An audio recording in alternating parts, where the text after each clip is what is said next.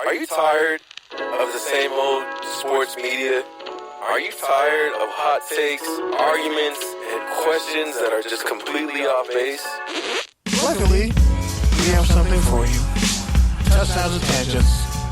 Of the people, for the people, by people, who care about the culture and all its concise commentary.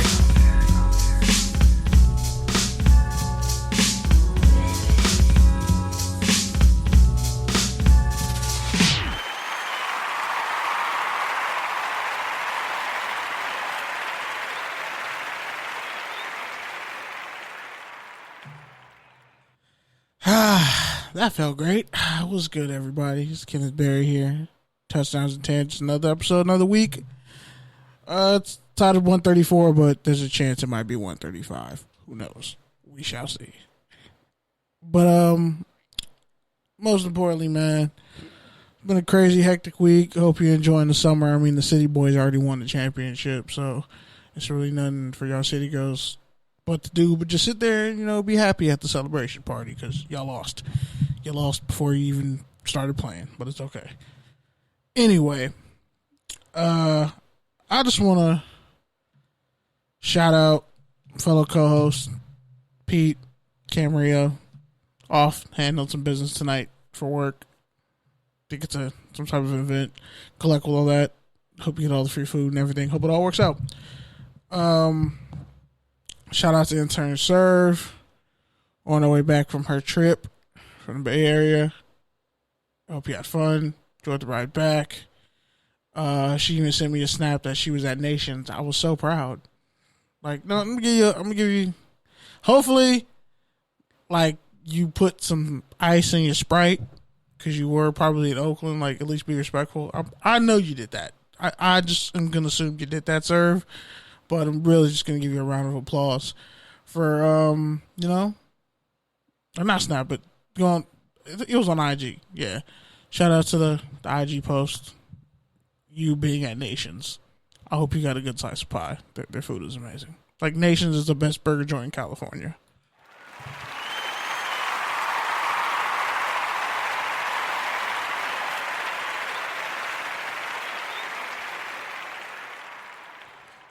But yeah, man, shout out to X Squad, full press coverage.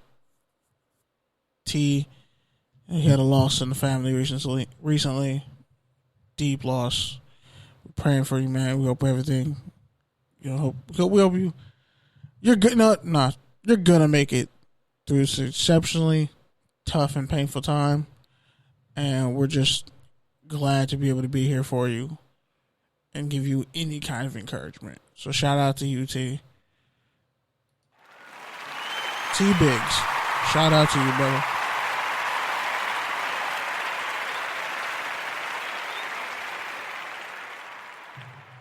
Much love to the Good News Radio as always.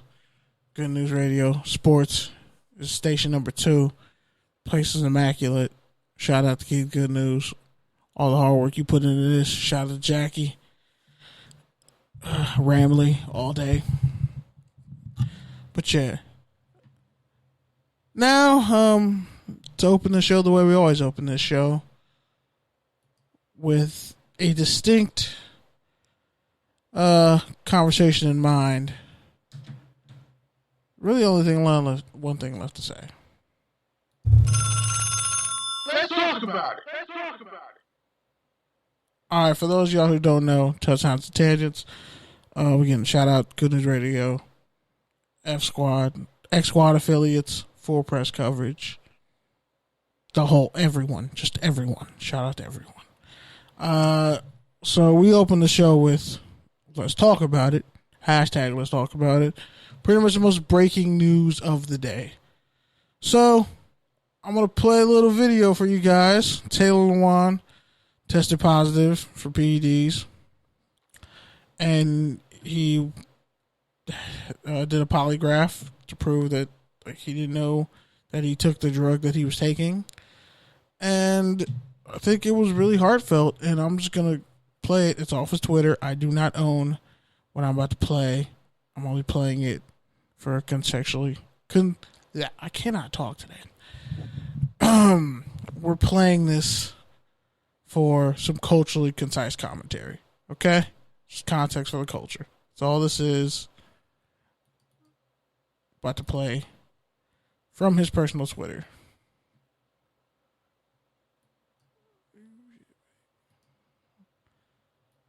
And it doesn't leave anything up for interpretation. I received a letter from the NFL a few weeks ago saying that I failed a drug test for Austrian.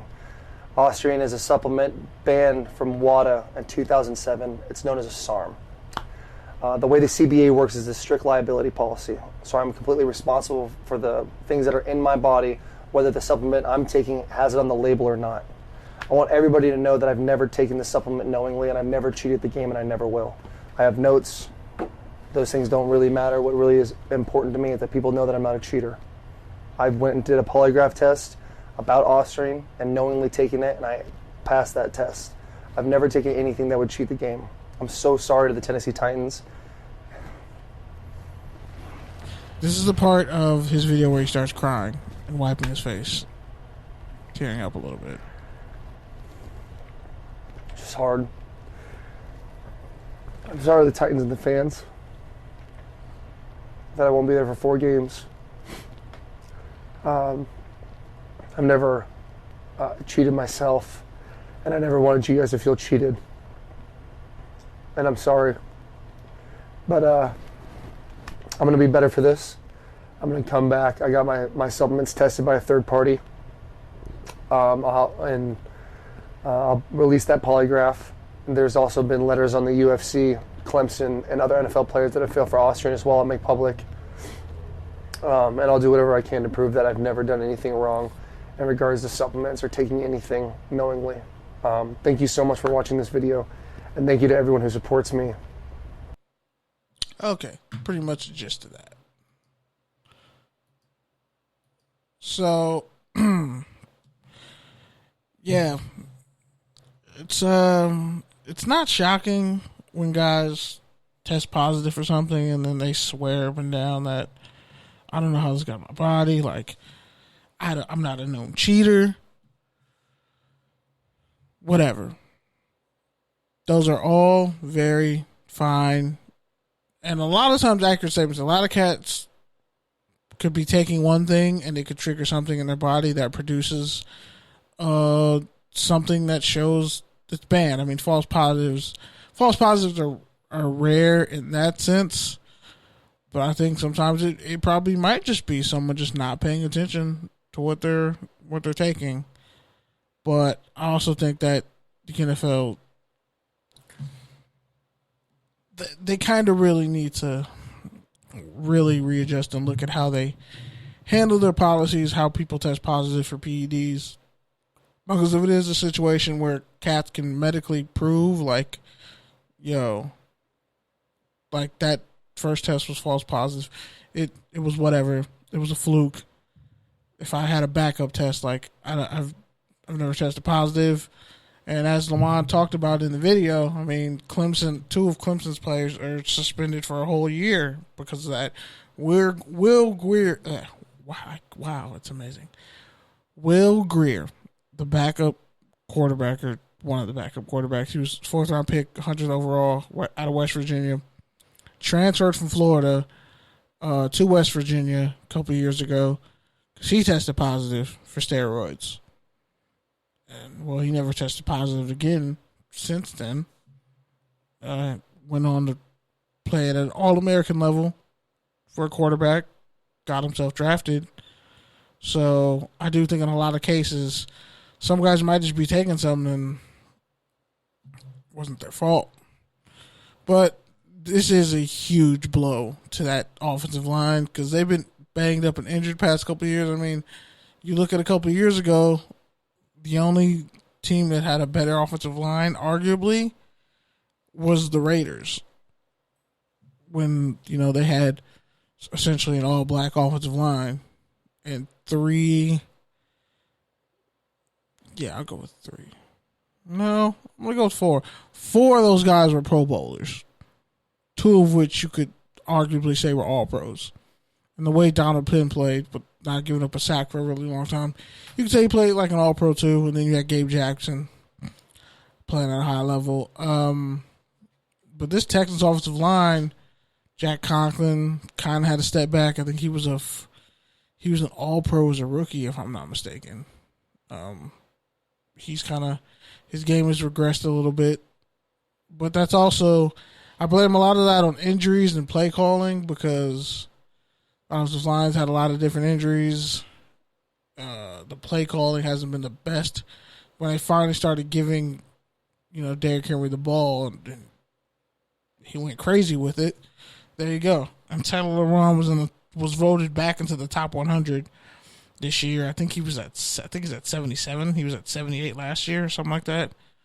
So, I mean, he's still a very talented and great player. And it really is a shame to see that he misses games because of this. But, hey, that's whatever. But speaking of, I don't know, this dude's case, I kind of feel bad for him. But I think more might be revealed if he ever decides to speak out some more. But this man was the fastest player at the 2019 NFL Combine. Zedrick Woods, former Ole Miss safety.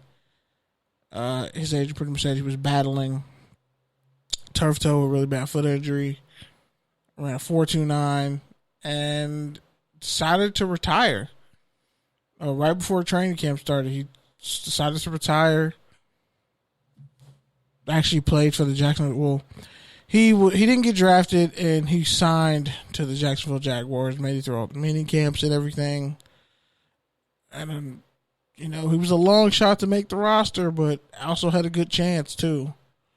But his lawyer and then the stories that kind of reported on his situation, pretty much he was unsure, had a change of heart at the last second.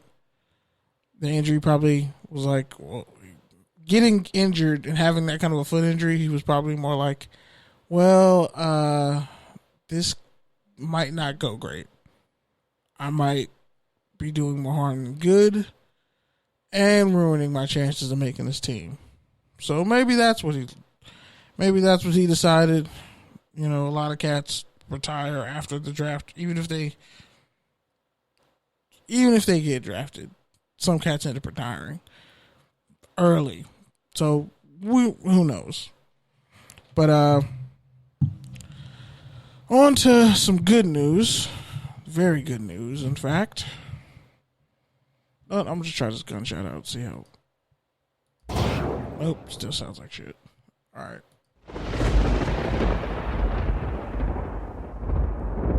Quiet storm. I dig it. Okay, now this is an incredibly flashy signing. A couple players got extensions, contract extensions, and got paid. So, the first man would be Bengals wide receiver Tyler Boyd signed a 4-year, $43 million extension after a 76 catch, 1,000, almost, he had like 1,087 yards receiving, I want to say, and like 7 touchdowns. AJ Green went down. AJ Green's also in the last year of his career. Why did I say that? When you play for the Bengals, it does cut years off your life. But he's in the last year of his current deal. My bad. Wow. So, they still got to restructure AJ Green's contract. And honestly, if I was him, I would be running out of Cincinnati. Like, you know what? I'm going to contender because it's never happening. It's never happening in Cincinnati. But it would be funny if he ended up like going to Baltimore. That would actually be kind of hilarious. And I wouldn't like fault him because AJ Green's been lingering in obscurity for the Bengals. Like, he's been their best player, the brightest spot on their team since he came into the league. And the Bengals just bangle. It's sad. But he got 4 years, $42 million, and it's around the same contract as what Sterling Shepard got. He signed a 4-year, $41 million extension, around $21 million guaranteed. So Boyd is around probably 22, 23. We'll see. But shout out to him for getting his bread. And he was in the final. he had one more year left, I think, on his rookie deal. So shout out to the Bengals for getting Tyler Boyd signed.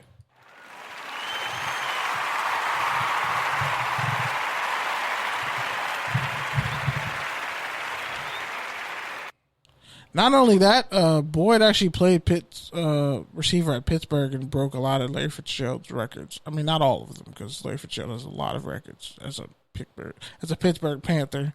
But he broke some freshman records and a couple other records. So shout out to Tyler Boyd. He was a real one, even from a freshman. He had it, and it's great they had a breakout year. But back to the Tennessee Titans, Kevin Byard, former Middle Tennessee standout. I think he's our all-time leader in interceptions to this day, if I'm not mistaken. He was a ball hawk. Was a 2-star recruit coming out of high school, and I want y'all local high school athletes to pay attention. He was a 2-star recruit coming out of high school, like all-time interceptions leader for Middle Tennessee State and the conference that they played in, Sun Belt. Then you throw in the fact that he didn't get a combine invite because scouts said he was too slow. Then you throw in the fact that a couple years ago he led the league in interceptions with, I think, 8. And he's leads the league in interceptions in like the past 2 years with like 12 from a safety perspective. Got a 5-year, $70.5 million contract extension with $31 million in guarantees, which means he is now the highest paid safety in NFL history. So, I'm going to clap that up real quick.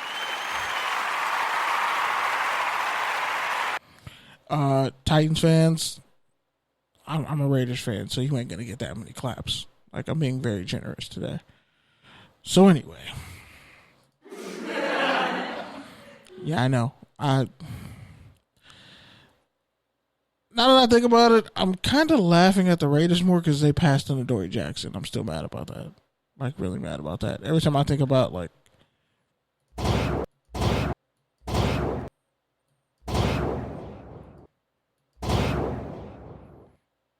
Wait, hold on. 2 more.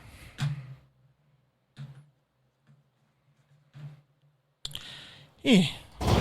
There we go. So, yeah. That's how many times the Raiders shot themselves in the foot in the draft recently. Like, passing on elite talent. Because they passed on Kevin Byard, too. They passed on a lot of people in the Tennessee Titans secondary, but hey, whatever. Okay, so on to the next topic. We have training camp holdouts. Now, there's about 7 of them. And I don't blame any one of these dudes for holding out. And then one person on this list technically hasn't said they were going to hold out. But, okay, I'll just drop the name. Ezekiel Elliott, he pretty much wasn't on the Dallas Cowboys charter today. They're pretty much going to offer to fly you out for training camp. Didn't do it. He may be there tomorrow to take his physical because tomorrow's technically the deadline. Like, you have to show up Friday. So, who knows? But the dude has been, like, arguably the best running back in the league since he came into the league. So, he deserves to get his money. But the Cowboys are in a very interesting conundrum because they have to pay they pretty much have to pay Dak Prescott and Zeke. You have to pay both those guys.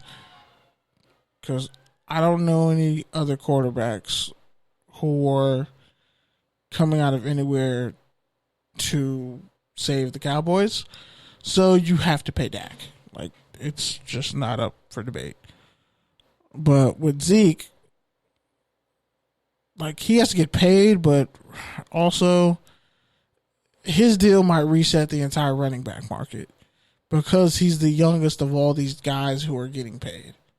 And then you have Alvin Kamara, who after this year is gonna need to get paid because I think he's 2 years away from his contract being up, his rookie deal. So when it comes to the Cowboys, you can't just afford to franchise a guy like Ezekiel Elliott and then try not to pay him because he's your entire offense. And you took him 4th overall for a reason. So it'll be interesting to see how that situation plays out. But you also have other situations as far as when I talked about New Orleans Saints. Kamara's there. He's there doing his thing. But wide receiver Michael Thomas, who had 125 catches last year, and the closest person on the team for the Saints had about 30 or 50. It was like 38 catches, I think, and that was Ben Watson. That was like the next closest gap for catches on that team. I actually think Ben Watson had like 50. But like for the Saints offense, passing wise, Michael Thomas was is the guy. Like 125 catches, 126. You have to pay him, and apparently he hasn't liked the offer that he's been getting. Saints might not want to be stupid about this. They might just want to pay him because who else are you throwing the ball to? You can't put Kamara at receiver the entire time. Like, you need Michael Thomas, and he was a 2nd-round pick.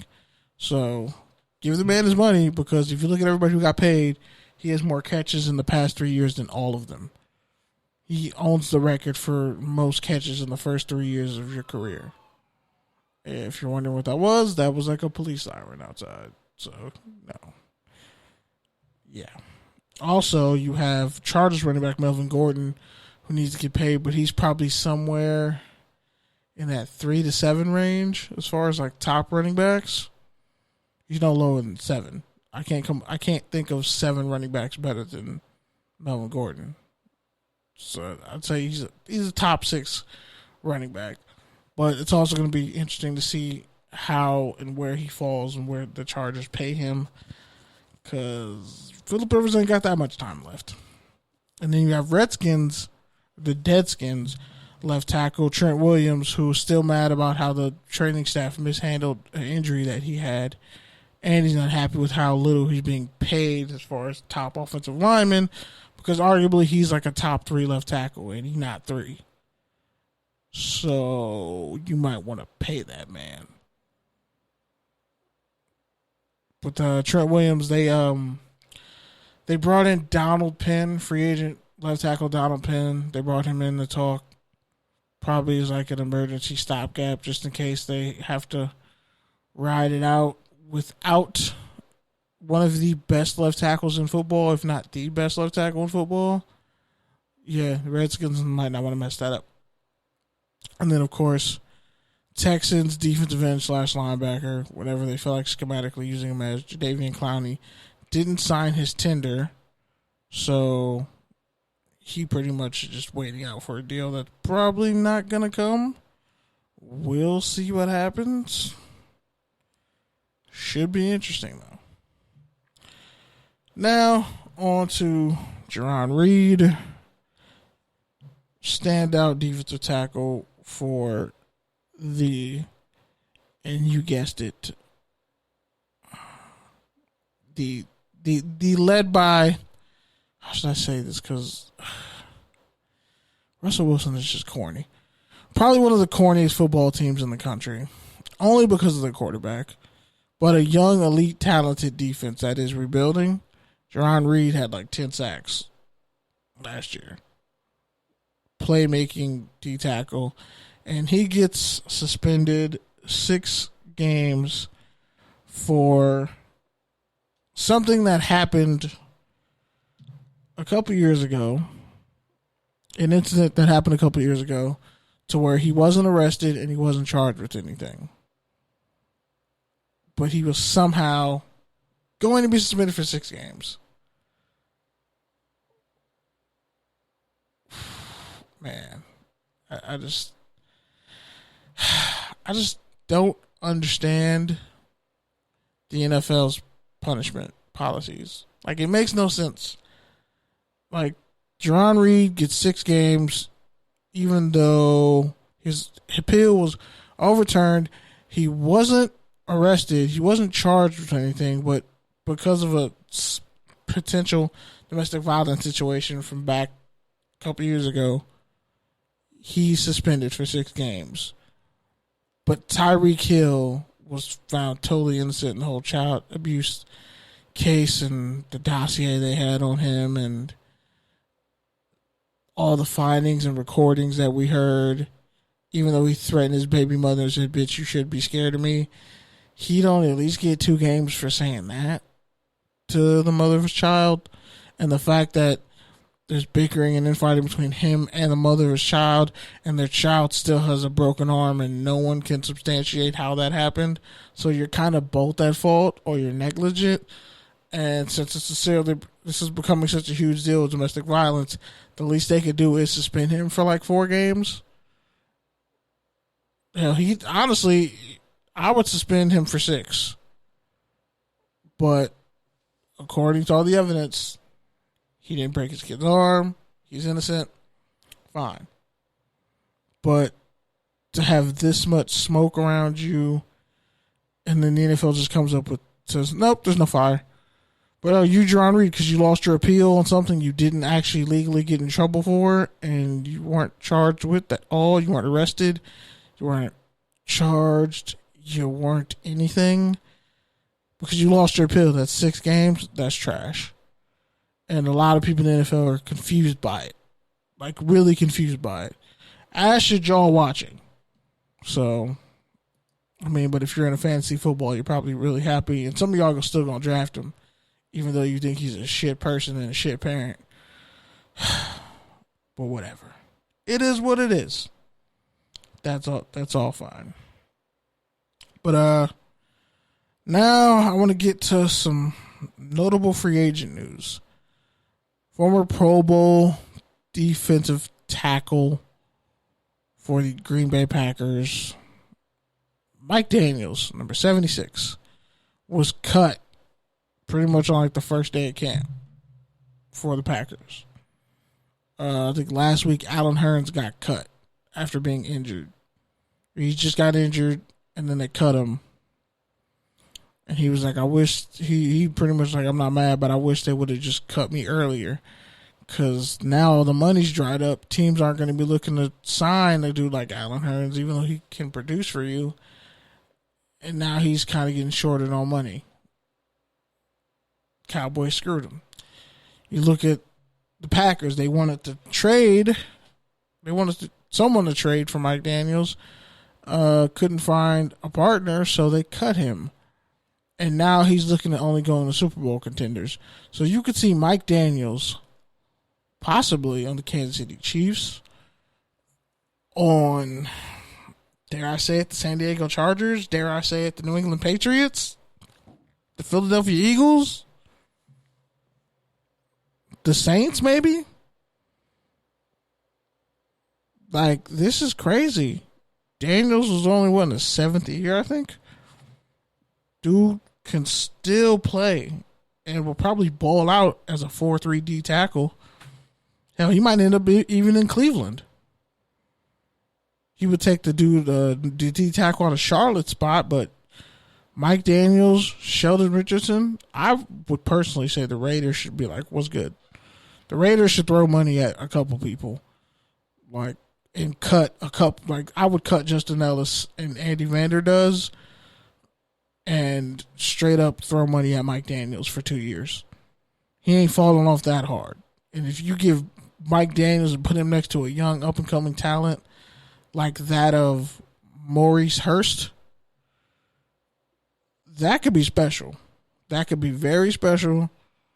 And then, you go throw somebody at Eric Berry, because I just don't trust what the Raiders have at safety right now. But hey, it is what it is. And as far as the free agents go, so Mike Daniels, Eric Berry, Michael Crabtree, Jay Yahi, who was just cleared by the doctors, Des Bryant, Mo Wilkerson, who's recovering from injury, Nick Perry, another person who could probably be good for the Raiders, but hey, whatever. Mason Foster, who just got cut by the Redskins after starting all 16 games. Probably because they have upgraded at linebacker, so they don't need him now. Corey Legit, I think that's how you say it. Trey Boston, Domata Pico, and Jonathan Cyprian. These are just some names that you should pay attention to as far as training camp goes. Some guys like to wait it out because they don't want to go through mini camp and all that and blah, blah, blah. They just want to get to training camp. So for some guys, this is probably good. Rest up from whatever injuries you have. If you've been a little bit too active in the off season and you're out here looking wild, doing crazy shit, maybe, just maybe, you should just go sit down somewhere and chill. That might not be the worst thing. So, anyway,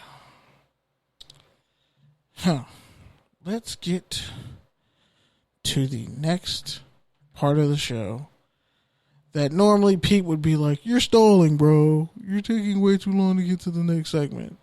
And you know what? It's a slow night, so I can afford to do that. But anyway, we are off to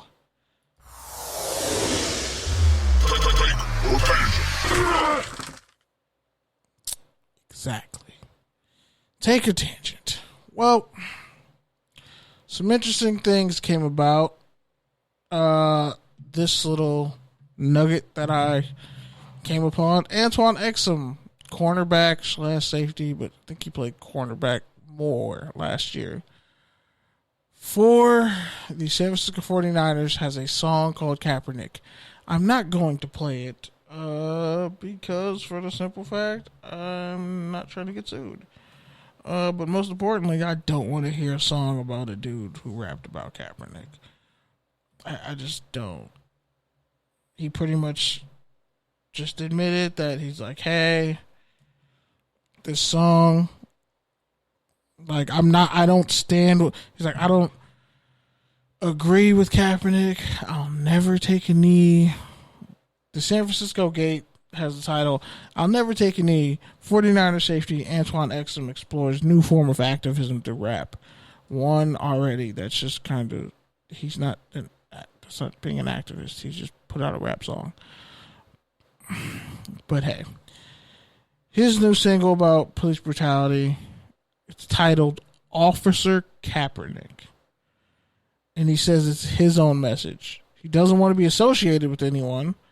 And he knows he named the song after Kaepernick, which was just, he says it was a clever, creative choice. But he has his own views about police brutality, criminal justice reform, sentence reform, and other things. And he also said that he agrees with Kaepernick, that police brutality and racial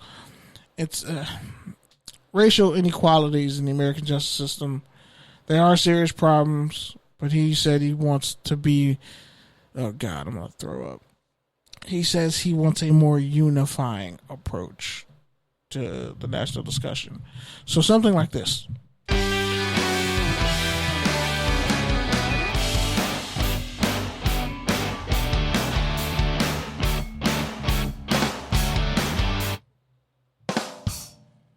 Yeah. Hell, that might be in the song too. Let's see what else would probably be in this rap song. I should probably go listen to it. I swear, if his song starts like, I'm gonna lose my shit. I'll be really upset. But I feel like it's gonna sound more like this.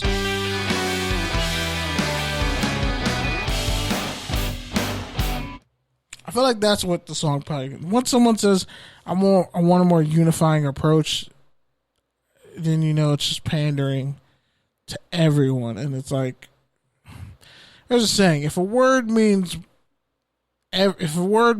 multiple things, if a word can mean anything, then it really means nothing.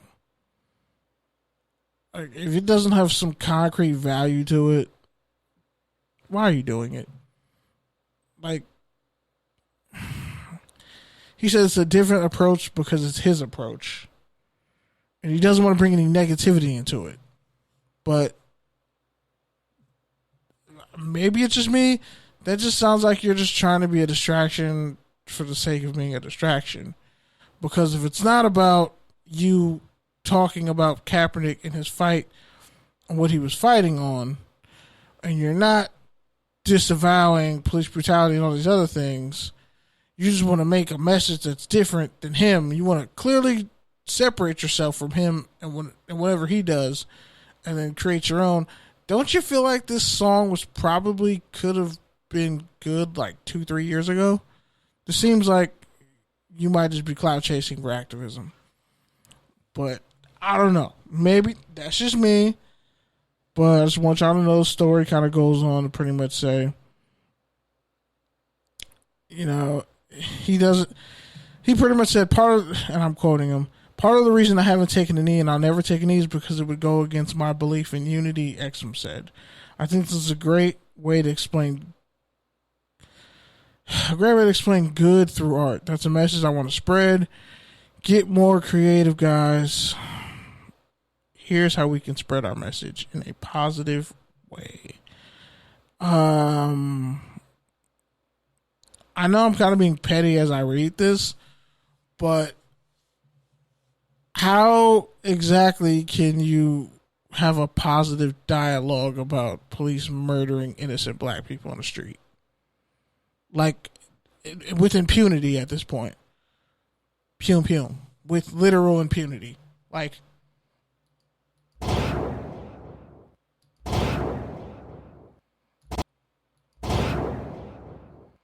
just random shots being fired at little black children every day. Kids getting beat up in schools. All types of wild shit's happening.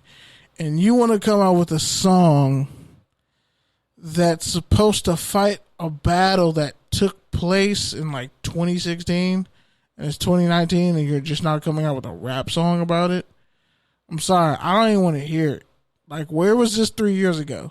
Where was this 2 years ago? Where was this, like, before Kaepernick even did the settlement? Like, what's the point, Antoine Exum? I know you got a pick six against the Chargers. You're probably feeling yourself. But I honestly, I'm talking shit, but I will try to give it a listen. I will listen to it, and I will do my best to listen to it all the way through for y'all, for the audience. And then I'll tell you if it was trash or not. But that personally just makes no sense to me. I think there are much better ways to do that. How about you just, not tell anybody you dropped the song? Just don't let us know you dropped the song. That felt like a tangent, but it was really my take. Like, your song is bullshit on the principle of literally this song. What is this song going to do now that everyone's pretty much over Kaepernick? What is this song supposed to do in 2019? Who is it supposed to fuel? Who is it bringing together? If anything, it might bring us together to slander you. But since he's kind of a on the fringe player on that roster anyway, who knows? But I'm definitely not listening to that. I'm not rushing to listen to it, but I'll give it a shot. That's all I can offer it. That's all I can really tell you. But anyway, on to the next thing. So, former Baltimore Ravens, and I think they won the Super Bowl. I don't know if Vontae Leach was on the team. Actually, no, I think Vontae Leach might have been the fullback when they were on the team. I don't think McGahee won a ring, though. But Ladarius Webb, Vontae Leach, and Willis McGahee will retire as Ravens the first day of training camp. So that was kind of really dope to hear. Ladarius Webb out of Nickel State, if I'm not mistaken. Had a pretty great career with the Ravens. I mean, injuries kind of cut some things short, but at one point he played safety, corner, tore his ACL. That kind of messed up things, but he was a baller. He fought. One of the best underrated Ravens in probably the past 10 years. So shout out to Darius Webb. Shout out to Vontae Leach, who at one point was in the golden era of fullbacks, and arguably you could say he was the best fullback in the game when he was blocking for Arian Foster in Houston. Comes to Baltimore, starts killing people. Just just insanely destroying people in the field. And then Willis McGahee, one of my favorite players and favorite people in life, because of just the catastrophic knee injury that he suffered at Miami, and then coming back and being relevant in Buffalo, and then going to, the Ravens and putting them on his back. Like, just, man, those Baltimore Ravens games when him and Troy Polamalu were on clock, they were going at each other. That was some of the most violent physical football I've ever seen in my life. It was just like, wow. Whew. But anyway, that's just my take on that. Kudos to those Ravens going off into the sunset and making it official. Now, this one I couldn't stop chuckling at as soon as I heard it. So I'm just going to play it for you guys. Off the board here, Josh Norman jumped over. Let's go off the board here. Josh Norman jumped over a bull. Your thoughts on that? Yeah, well, I knew the bull wouldn't hit him. He avoids contact. No, just kidding, Josh. Just kidding. No. It is storming insults out here. Oh my goodness.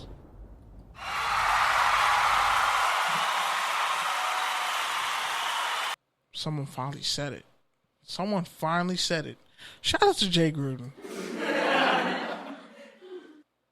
Because let's be honest, if you've watched the Redskins, if you watch Josh Norman play since he's been with the Redskins, you could tell Jay Gruden probably been wanting to slander a couple of his players for a while now.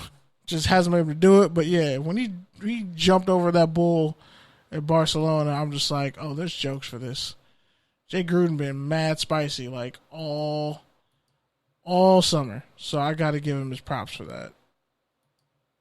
Like, just got to give the man a round of applause. Shout out to you, Jay Gruden.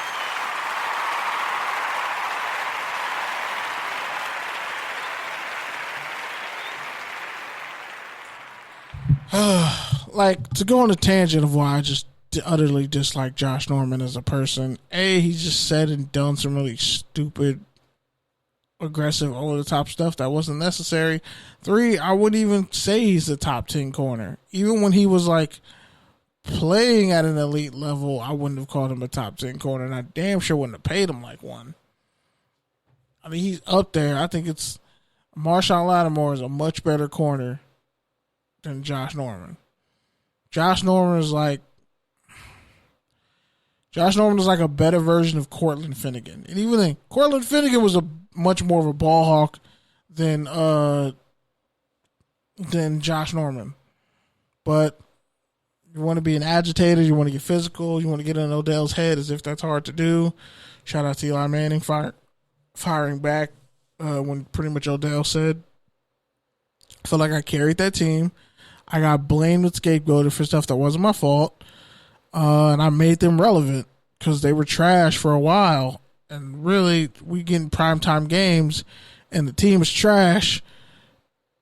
And all they do is play my highlights. So what do you expect? But anyway, Eli handled it pretty classy. Eli is like, I think we won some games before he got here. Yeah, you did, Eli. And arguably, your teammates won those Super Bowls for you because you weren't playing so great. Arguably. But I'm never taking away those 2 Super Bowls that he got over Tom Brady. I'm never taking those away. Eli's a real one. And that's why I'm glad he handled it the way he did.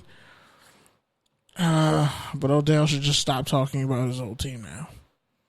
Like, it's done. You're in training camp, first day. They got him showing him mossing people, one-handed catches. He's an athletic freak. That's great. That's fantastic. Stop talking about your old team. I don't want to hear about your old work anymore. Talk about your new work. Hype up your teammates. Hype up David Njoku. Like, man, David Njoku probably going to average like 17 yards a catch this year because I'm taking one safety. Jarvis is taking another safety. Hollywood Higgins is taking the slot. And Njoku eating a linebacker. They got to worry about Nick Chubb.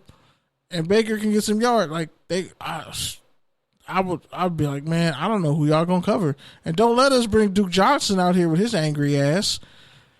Let's just make him a receiver and just let him get yak. You don't even want that problem. You don't even want to see that. That's a blow. That might be a blowout on Madden potentially. Getting blown out by the Browns. Odell, Landry. Oh, I forgot Antonio Callaway. Spark plug, speedster. So I take that back. You can either have Higgins or you can have Callaway. And if I want to go 4 receivers, 1 tight end, oh shit, you got to cover Njoku. So if you don't tackle him with the first linebacker, which athletically you probably not, he gonna break free and he gonna be running through a field full of DBs. Good luck with that. Like, do some shit like that, Odell. But like, just comes to a point where athletes gotta just stop answering media's questions on certain things. Like, that's what I would do every day. I would just turn into the biggest hype man. Yeah, that's me. That I would turn into that guy. I would turn into Ha Ha Davis on him. But anyway, quick sidebar. This is a tangent. Ha Ha Davis is like one of the 3 funniest people in the fucking world right now. First off, like when he literally hyped up Jalen Ramsey's entrance coming out of a Brinks truck to start the Jaguars training camp, his arrival. And Jalen Ramsey is a bad man. And it's like, whew, you got him. It's just hilarious. Like, it's truly hilarious. So, yeah, to get back to wow, that was a tangent inside of a rant, inside of a tangent. But, yeah, back to the whole Giants thing. Just Eli, I'm glad he handled it the way he did. A little diss by Odell. But Odell was right. Like, we were only watching the Giants because of Odell. And then Landry Collins might have been a close second, but all the other corners gave up touchdowns. So, and your linebackers were trash. So, and then you gave up Jason Pierre-Paul. So, when it comes down to it, yeah, Odell was the reason why people watched the Giants from the moment he came to the league. Just go back and look at Eli Manning's stats. His best year statistically was when they had that second Super Bowl, I think, and that's when he had Hakeem Nicks and Victor Cruz and Steve Smith and like a 4th dude in the slot. He put up great numbers, but I think Dominic Hickson. But yeah, it's not really. I'm not gonna lose my mind over Odell saying what he said because it was true, but now it just comes to a point where, like, bro, like, stop talking about your ex. You're the new chick in a better situation that's healthy. Like, stop being so toxic. Save some of that toxicity for the playoffs because that's where the Browns are trying to go this year. Save it for that. Take your anger out on Joe Hayden when y'all played Steelers. Take your anger out on Marlon Humphrey when you played the Ravens. Take your anger out on whoever the hell is that corner for the Bengals now. Kilpatrick? Oh, okay. Good luck with that. But yeah, anyway, also Nick Bosa signed his rookie deal. It's 4 years, $33.5 million. Blase. And on to some college football.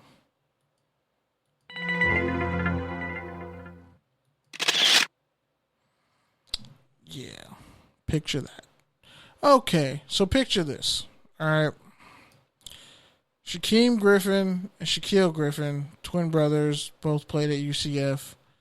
Both play for the Seahawks. One's a cornerback. One is a linebacker.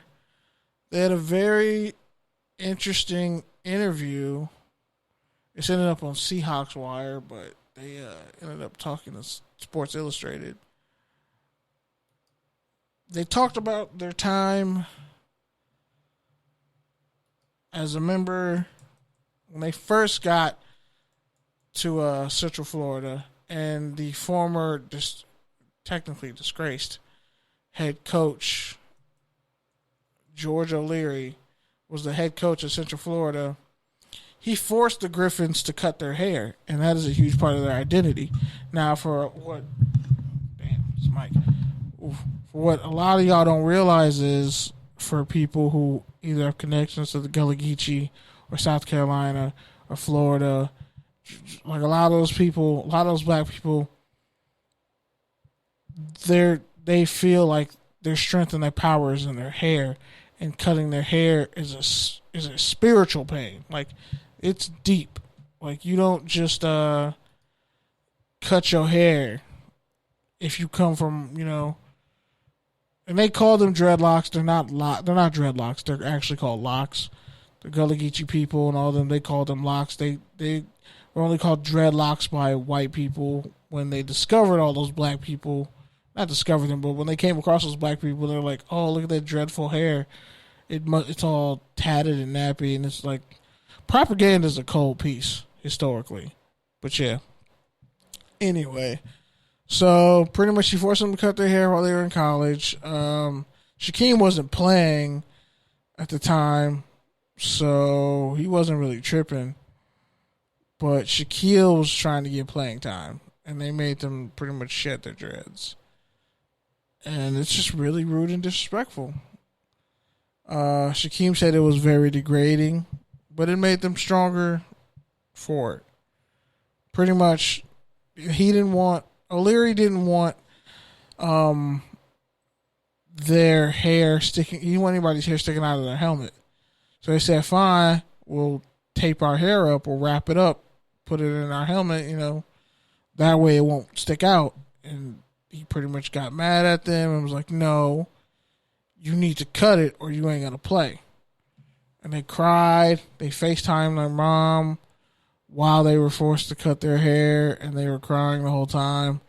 And their mom felt terrible. And O'Leary was accused by a former coach of making racist remarks. And honestly, I wouldn't be surprised because you haven't heard his name since he got fired. No, not fired. I think he voluntarily stepped down, if I'm not mistaken. And the thing that is really messed up is that O'Leary made these two young men cut their hair, and then he resigned like a week later. One, we're fighting. Like, two, me and my brother are stomping you out. Like, we'll deal with someone we know is stomping you out.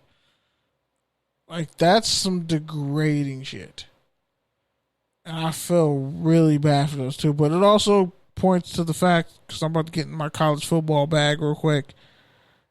It points to the fact that a lot of these coaches have a lot more control over the lives of these college students who they make millions of dollars of money off of, and they can ruin you before you ever get started. That's what we don't really want to get into, is how, like, even if you're not playing a sport, like let's say you're in journalism, yes, I'm kind of talking about myself a little bit, you could be doing all the right things and still somehow end up getting blackballed by certain people because they don't like you or whatever. You don't dance to, the tune that they play. Like, you don't necessarily, how should I say this? You don't necessarily kiss enough ass. Like, they don't like, it's one thing for you to obey, but it's another thing for you to submit. And some people want you to submit to the things that they're asking you to do, or that is expected of you, rather than you just doing your duty and saying, okay, boom, I got it. I'm going to do it. I'm obeying. I'm following the rules. Oh, you want me to obey? You want me to lower myself because it's not enough for you. And unfortunately, in college, it happens. There's probably way more stories like this. Coaches making people cut their hair. I wouldn't be surprised. But it's really gross, and it's really racially offensive because, like, black people have a spiritual connection to our hair, and people need to realize that. And I think a lot of people do know that. That's why they try to shame you publicly and try to make you feel like shit when you're out and about. But that's wrong, and it's very disrespectful. Speaking of wrong and very disrespectful, I've been waiting to go on a tangent about this in particular. I'm going to just play this clip. Set it up. Pat Fitzgerald was at the Big Ten Media Day this past week, and he was asked a question about attendance at college football and why he feels like it's, it's not necessarily, how should I put this? Pretty much attendance is low in college football, and here's what he said. These things. He's talking about his phone. He's waved his phone I think in the air. technology has been the decline in attendance, number one. I think, watching young people today live like this instead of like that. Stacey and I were out on a date last night, and there was two groups of couples sitting next to us, and I'm like, oh my gosh, I'm old. Like, not one of the four couples were talking to each other. They were all on their phones. And it just drove me up I literally wanted to be like a dad and go like, give me your phone, talk to each other. I mean, this is pathetic. So it was really, really pathetic. And I think it's just changed the way a lot of younger people and younger fans intake is all through technology. And I mean, you watch a concert and everybody's holding their phone up. Like, listen, watch, take it in, create a memory. Because they don't go back and watch the videos. They just want to post it on their social media, which is pathetic because it creates a society of, look at me, isn't my life great? Even though when they go home, they're like, I hate myself, I hate my life, everything's wrong. So I think it's a big cause. I think it's the root cause, number one. I think the fans that grew up going and tailgating and the fans that grew up going to the stadiums 4 hours before the games are getting a little older. And I think the next and younger generation of fans are more reliant on technology. They'd rather have 12 TVs set up in their TV watching cave than go to a game and experience the pageantry and the tailgating. So I think it's definitely things that we need to look at as a brand, college football, on how we can maybe create that type of environment and experience while respecting our communities and our neighborhoods to make sure the experiences that are happening don't impede on those neighborhoods. For those of you who are listening, that might have been a lot. I mean, in my case, felt like a whole lot of bullshit. So, let me see. What's the booing?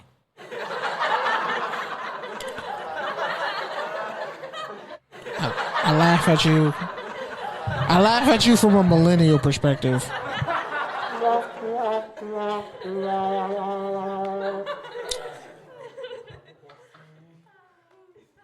Like, you know what?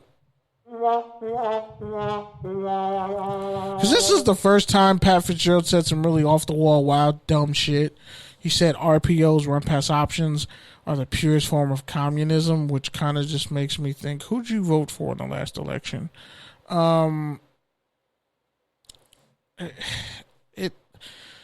Okay. I was just going to save this for my rant, but I can't. I just can't. So, here's what I want people to understand. And what I'm about to say are facts. You can look them up. Millennials, young people, people under the age of like 35, 34. We are in a permanent state of income insecurity, which means we do not have secure income at all. Unlike our parents who had secure income, unlike our grandparents who had secure income, and blah, blah, blah, blah, blah. You get my drift. I was talking to my aunt on the phone earlier, and we were talking about how, like, I told her about the video clip of Pat Fitzgerald and what he said, Northwestern, which is supposed to be and is an incredible academic institution. So for him to say something so stupid and short-sighted and sounds like, oh, let's blame millennials one more time, even though we, which would be our parents' generation, I'm going to say anyone over the age of 40 to like 55, I'm going to go that range. Y'all collectively didn't create economy that young people can thrive in. So you kind of failed your children as a group. I'm not saying as a group, because as a group, young people are broke unless you're white, privileged, and super rich. And the last two, you don't have to be white to do that. But if you're the average white family, breaking it down, I'm only saying by group, because individually that shit would take too long. But as a group, the white family is worth like $200,000 a year or some shit like that. So they're doing fine. So you take out race and you just simply look at the middle class in America. Who has enough money to, after they pay their bills and their mortgage and their everything, and if shit goes wrong, shit goes south, they still got money to play with and a little bit of assets. You take them. There's not very many of them. Then you go lower, the people who literally have enough to pay all their bills off, blah, blah, blah. But if one thing goes wrong, if a job gets cut, if a career gets cut, if you get hurt and can't work, if someone has a horrible car accident, your family's fucked. Yeah. Chances are you probably come from a family where if somebody went to college, your parents didn't pay for it. Most likely. We're just, because his whole beef is, you know, kids are on their phones too much. You need to be more engaged as to what's going on around you, when in fact, young people are probably more engaged and know what's going on around them than our parents ever did. Because guess what? Your parents didn't have social media, but they were doing wild shit too. How you think you got here? Let's be honest. A lot of people who were like in their 20s in the 80s, or young teens, or even like young 30s, they were living their life up. They were living their life up. My mom said all the time, the 80s was arguably the best time to live, because everyone got along, the partying, everything. Like, mad shit happened in the 80s. Then you go to the 90s. Those people who were in their 20s or 30s or teenagers, whatever, they come into and mature into adulthood. And that's where us 90s babies and late 80s babies come in. So we grew up and we saw our parents and what they had and what they did. And they would work hard to buy us shit, technology, all this, that, and the third. And then all the technology that sprouts in the 2000s, after the 2000s, was meant for us, as Pete said a while back. All this technology and shit that you see out here on social media, this shit was made specifically for our generation. Because we knew we could create it, we know how to use it, this, that, and the third. And then you got the younger generation that comes up after us, who was only born in this, and some of them don't even know what a typewriter is. Some of them probably only know 3D printing. Like, that's a whole different concept. So, I'm personally tired of the young people bashing. When we sit up here and look at the fact that college debt is as high as it's ever been, we look at the fact that even if you go to college and get a degree, arguably your degree don't mean shit, because you can't translate your degree into a financial payoff in this capitalistic system that we live in. So not only are we broke and fucked up out here as millennials, you want to sit up here and say the thing that we use to make money, the thing that we use to interact with our friends who are either near or far, the things that we use to handle our business and go through daily lives like scheduling, emails, all that shit, just because it's all in one place on your cell phone, and we're looking at shit in our cell phone and we're using our cell phones to create memories that we can show to our other friends. So even if we're not in their lives presently, we can feel like we're still a part of their life, because let's be honest, that's what Instagram is for. Oh, you're not here right now with me, but you're going to see some shit I'm doing. Oh, I like that. Cool. Like video, and now it's just spawning to what it is today. To sit up here and make that fucking Herculean Michael Jordan dunking from half court ass effort, to sit up here and say that the way young people deal with each other, the way young people look at technology and handle it and utilize it, the way young people do that, that is the reason why college football ratings are low. When y'all charge mad prices for beer at stadiums, and then other stadiums, people can drink all day. Sorry, but if I'm going to be drunk as hell at a game all day, I'm eventually going to go somewhere else and party with my friends. Or I'll hit up a tailgate and get drunk. And if I don't have money to get in the game, I won't go. I'll just throw a party because I'm not going to go to the local bars in the area because they're way too expensive. So I'm going to find somebody else's house. I'm going to be with my frat brothers or my sorority sisters or just with the homies at the crib in the dorm room, and we just going to barbecue. And that's how we going to live. You're blaming the way we interact with each other on low ticket sales. That's the stupidest shit I've ever heard in my life. That's someone who has no connection to young people, and he works with young people all day long. And you come up with that, you pulled that horseshoe out your ass. Like, that's the best you could come up with, Pat Fitzgerald? Seriously? Really? Like, and people need to stop acting like, oh, I hate when people say, well, I was in college. Yeah, when you were in college, it was what, the fucking 90s? Or the 80s? It's a totally different place now, bruh. A lot of you older people would not be able to survive in today's climate under these conditions, under the resources we had. The 90s babies were like the last generation, the early 90s babies. I'm cutting you off after 94. 95, you need a special waiver. Sorry. That's just how it works. I look at, like, we saw what our parents were working towards and what they wanted for us, but we also saw we wanted to go a different route with the technology that was available to us that they didn't have, that they were working for and they were getting pushed out of their job for because they didn't know how to use it. But we knew how to use it. So we went to college and we did shit and we said we're going to major in this, this, and this. And they were like, oh, man, that's cool. Like, I wish I would have had that forethought. I wish I would have had all this at my disposal when I was your age. But because we have it, but we have none of the tangibles and resources that our parents had, and I'm not talking about anybody who does and just doesn't use it.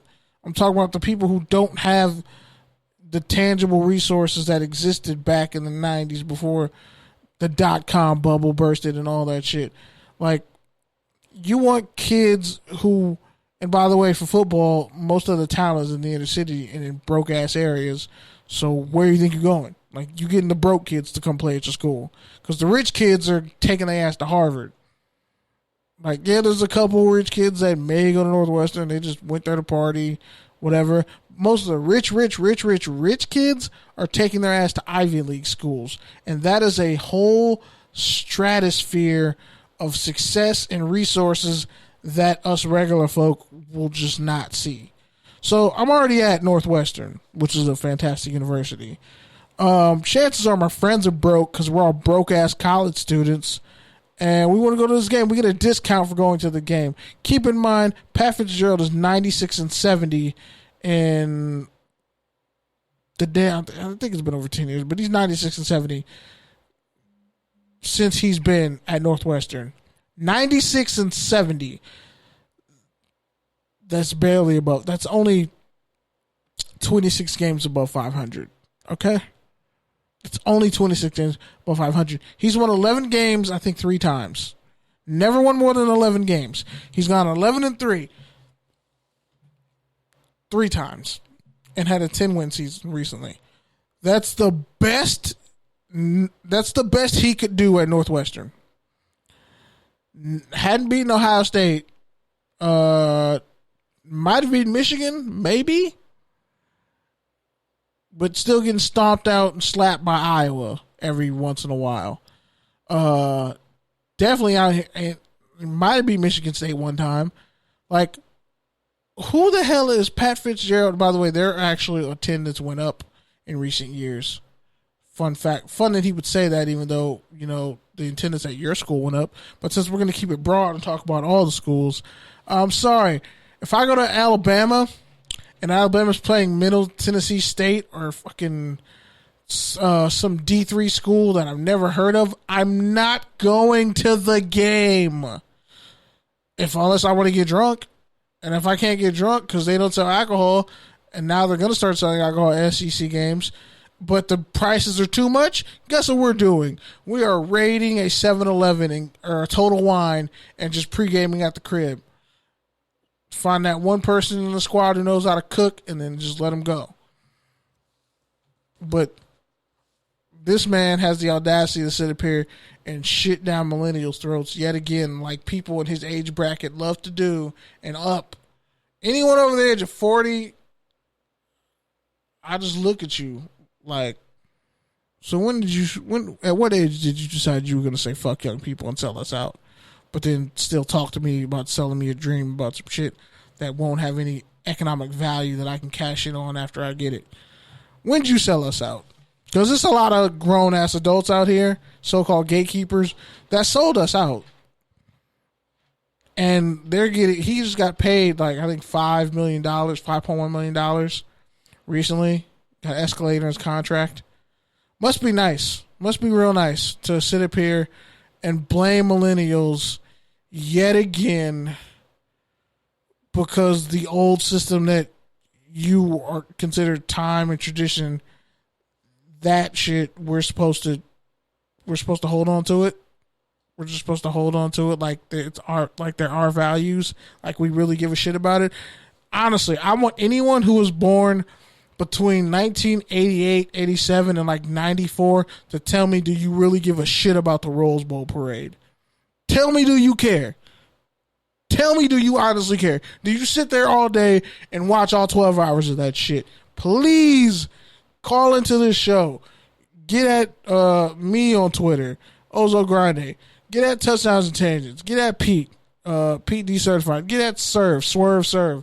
Like, please let me know. Maybe I'm out of touch, but I'm 27 and I highly doubt that I'm out of touch. And Pat Fitzgerald is right about this because there was some bullshit to say. You got young players on your team, and you're telling. I want you to tell them, go to them and tell them, hey, it's your fault that NCAA. It's people like kids like you. Your whole generation, it's y'all collective fault that more people aren't going to these games, that you're playing and putting your body on the line and that you're not getting any fucking money for. That's your fault. Yeah. And what player on the team could have respect for you quietly, even if they didn't want to admit it? How many could say they have respect for you after you say something like that? Like, if we were playing touchdown and turnover, you know what this is? You know what his comments are? You're goddamn right. A turnover. Like, This podcast.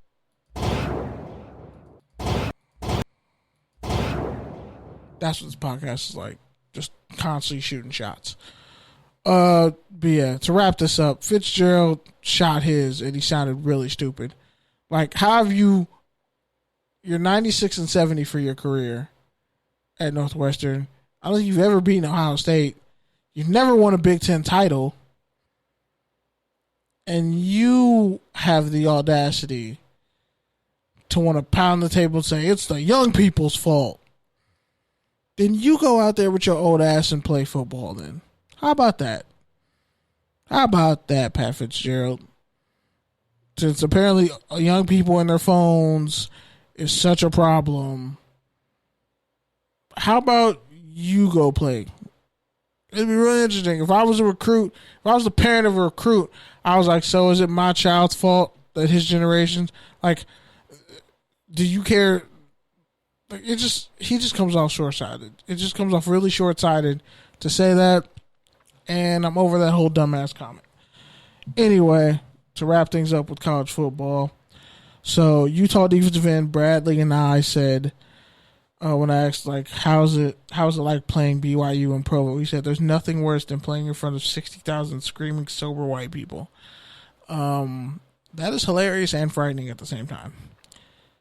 Anyway, also at Big Ten Michigan Day, Jim Harbaugh, Michigan head coach, actually said something I totally agreed with, which I'm going to say this would be a touchdown if we were playing touchdown or turnover.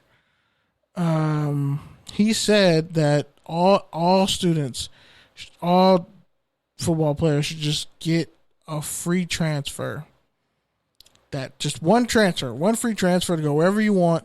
And then once you want to transfer a second time, then those rules and penalties kick in, and then keep the grad transfer rule, because that is a great rule. Once you graduate and get your degree, you should not be beholden to the university anymore. You should be able to go to whatever school you want to, even if it's their rival. That's why I thought the SEC was trash for years for trying to block grad rule transfers. It was trash. It was bogus. But whatever. So, all right. So Mackenzie Melton, quarterback for UCF, had a gruesome, disgusting, devastating leg injury.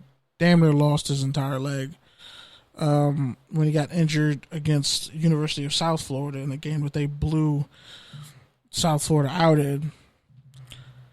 Wants to go play football again. Wants to give it one more shot. Everyone around him is saying, if anyone can do it, it's truly him. And that's dope.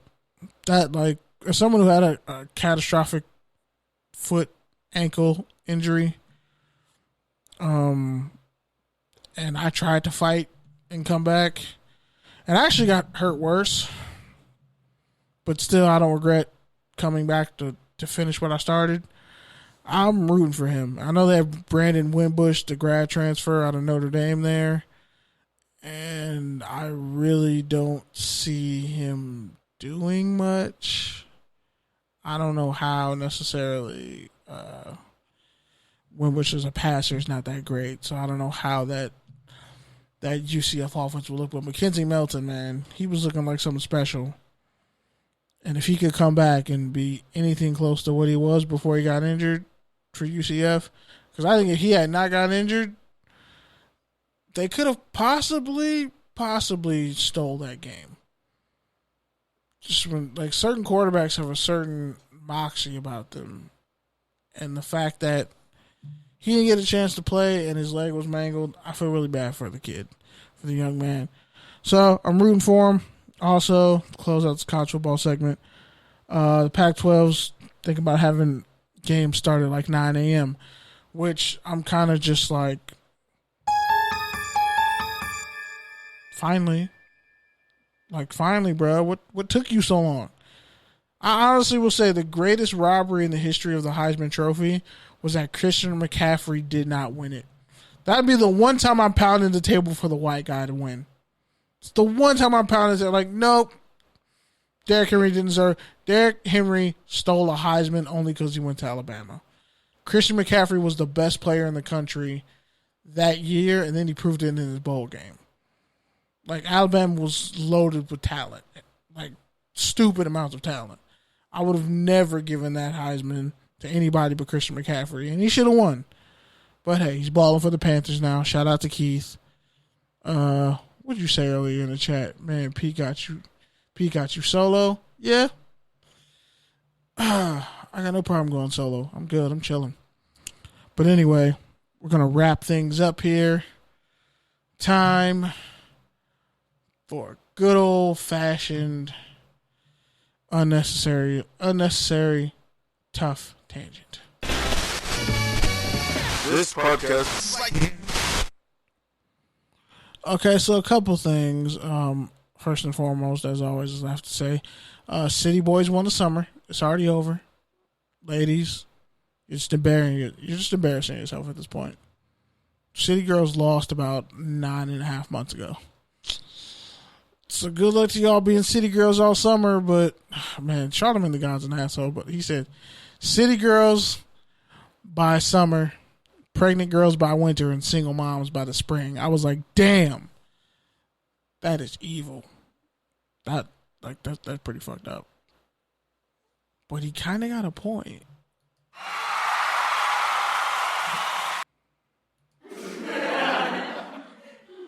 He kind of got a point. Damn.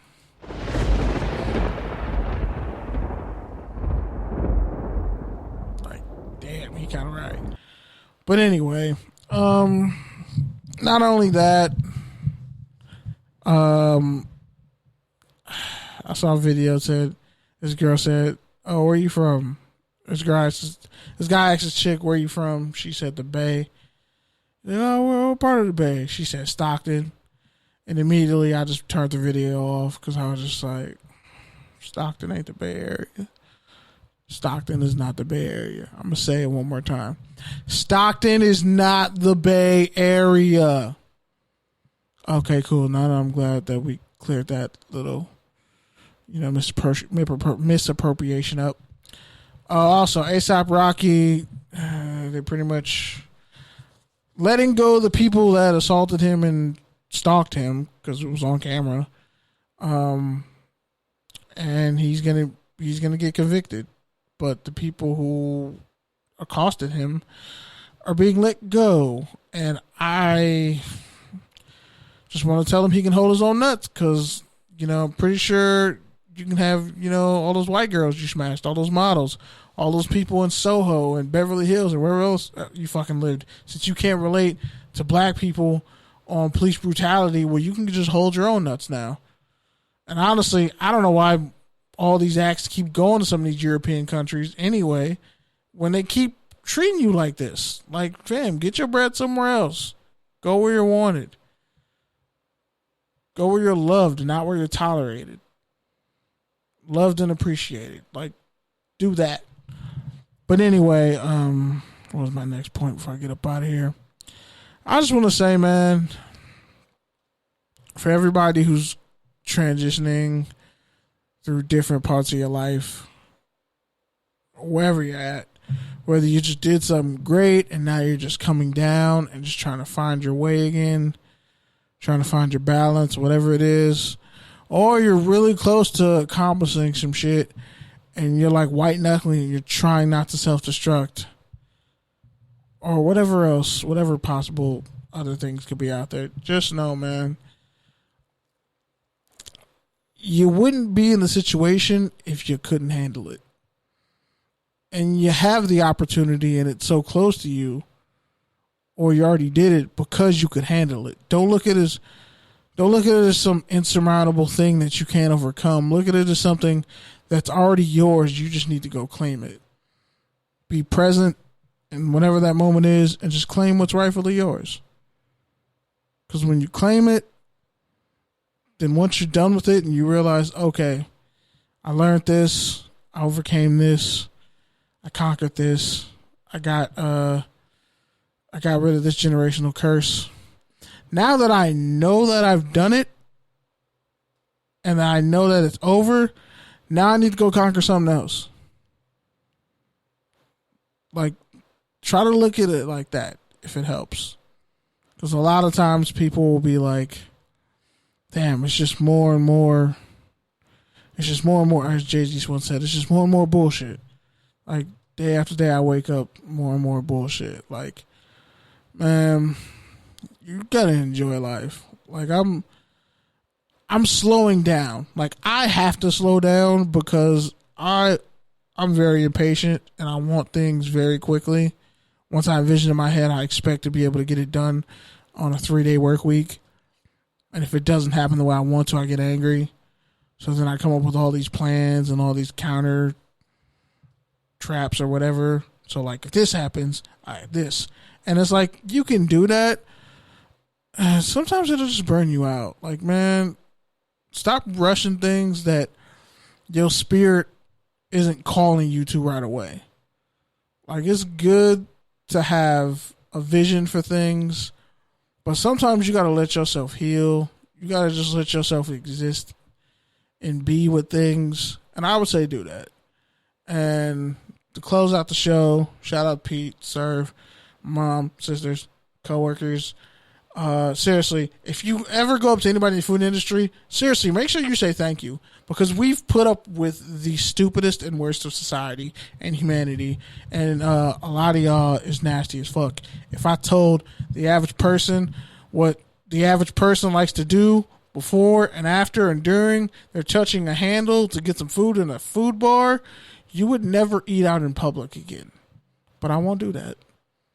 But anyway, yeah, so I'm excited about what's coming. Not gonna share the news yet, but I got something coming next week, so it should be very interesting. And we will be back next week with a full house, because I know y'all like this motherfucker can't eat by himself. May not be monotone, but God, I wish you would shut up. Why are there so many pregnant pauses? No, I'm kidding. And why is he breathing so hard into the mic? I don't know. Whatever. But anyway, I'm out of here, y'all. Peace, love, all that good stuff. X Squad affiliates, full press coverage, FPC, your barbershop's favorite podcast. Most importantly, Good News Radio Sports, Studio 2 signing off. Shout out to Courtside. Shout out to everyone on Good News. Love you. Salute. And enjoy some Benny the Butcher.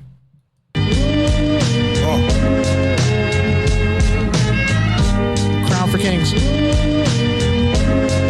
Every king will be crowned. Featuring Black Thought. Trust me.